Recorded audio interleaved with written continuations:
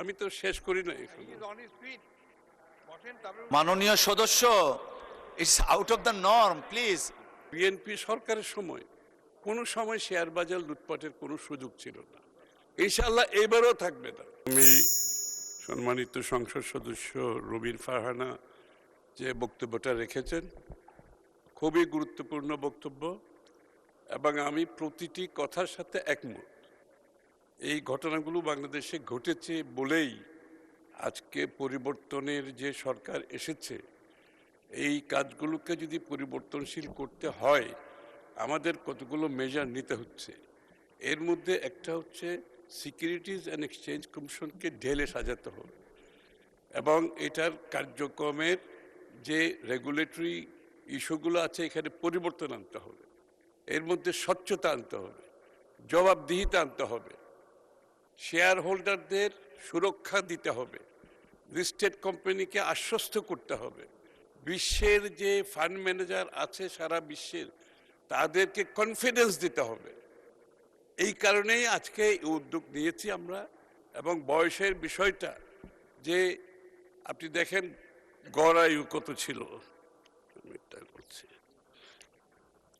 এই বিলগুলো যখন হয়েছে তখন সিকিউরিটিজ অ্যান্ড এক্সচেঞ্জ কমিশন 1993-তে যে বিল এই আইনটা হয়েছিল তখন গড় আয়ু ছিল 57 বছর।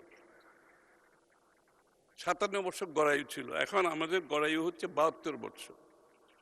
সুতরাং আপনাকে বুঝতে হবে আজকের দিনে ওই 57 বছরের গড় আয়ু যদি আমি অ্যাপ্লাই করি, আপনি যোগ্য ব্যক্তিরা কোনো কাজ করতে পারবে না, অভিজ্ঞ ব্যক্তিরা কোনো কাজ করতে পারবে না। সুতরাং এইসব বিবেচনায় এনে আমরা এখানে সংস্কারগুলো করতে চাই, সেটা বড় ধরনের সংস্কার করতে হবে। এবং আমি ব্যক্তিগতভাবে এই ক্যাপিটাল মার্কেটের সাথে জড়িত বহু বছর। আমি স্টক এক্সচেঞ্জের সভাপতি ছিলাম।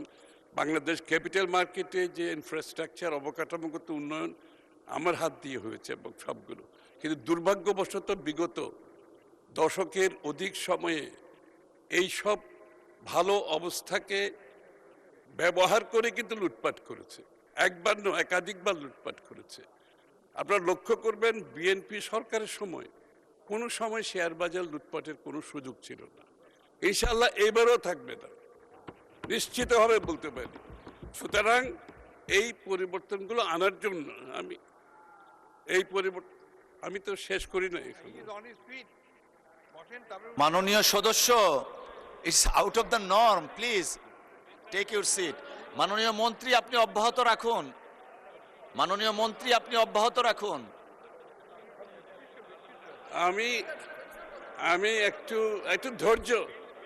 ধৈর্য ধরার জন্য অনুরোধ করছি।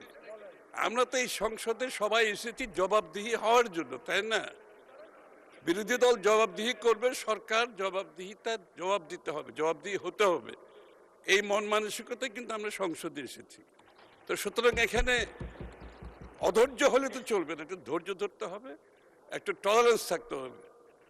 তো সাথে সাথে এটাও বলছি যে আমরা যেহেতু এই বিলটি এটা পরীক্ষা নিরীক্ষা করেছে, বিশেষ কমিটি পরীক্ষা নিরীক্ষাও করেছে, পরীক্ষা নিরীক্ষা করে এই বিলটি আজকে এখানে এসেছে।